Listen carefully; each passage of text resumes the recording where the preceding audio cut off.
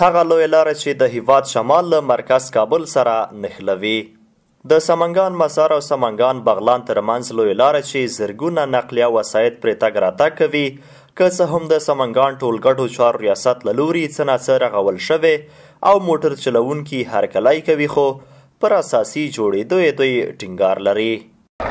وضعیت راه خود طبعا امی امارات اسلامی را خدامت خیر بده، تا جای گوشش کردن یک داغ و دوخ سرک گرفتن دیگه. پیش از او حکومت جمهوریت قد توجه نداشت دیگه. موتر بلند توناژ در سرکا میرفت و میمد، امی واقعیت جلو توناژ هم گرفتن، نگم داغمکاریش هم کدرایستن، جور کدرایستن. بعد از حکومت خاص ما یعنی که این سرک جور کنه، به خاطر اینکه سرک یک زیربنایی یک مملکت است.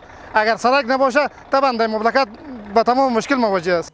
بل لور ته بیا د سمنګان ټولګټو چارو ریاست مسؤلین په تیر یوه کال کې د خپلو کارکړنو یادونه کوي او ولسونو ته د دې لویې لارې څارنې او ساتنې ډاډ ورکوي.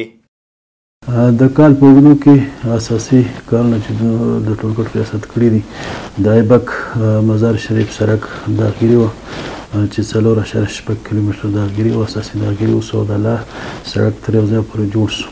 دویم پروژه چې وه هغه د ایبک پل خمري ترمنځ داخلي وه چې هغه هم په 100 لکه روپۍ د یو شخصي شرکت سره قرارداد شوی، هغه هم جوړه شوه. دریمه پروژه چې په دې عمومي مسیر کې د حضرت سلطان پل و، هغه پل د خطر سره مخامخ و، هغې دپاره یو هغه وشو، د پل پایه جوړه شوه، تقریبا څه کم 15 میلیون افغانۍ باندې.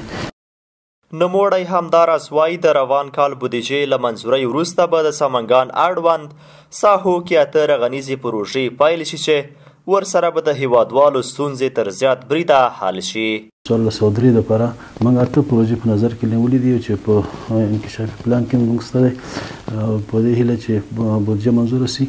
په هغه کې مهم شی چې دی د تاشقرغان تنګی دی چې هلته یو استنادي دیوال ته ضرورت لري او انشاءالله پر روان کال کې چې هغه لاره د خطر سره مخ د اول شی هغه کار به هغه کېږي. دویم پروژه چې د پیروزنخشیر پوزې سره چې کوم واش دی چې عموما هر کال په پسرلي کې د سیلاب راځي او هغه لاره بندېږي، نو دغه د دریم چې دی عموما د پلونه دي چې په کوم ځای کې ضرورت وي هغوی ترمیم دی، او چې چېرته داغګري ته ضرورت وي انشاءالله دا به کېږي.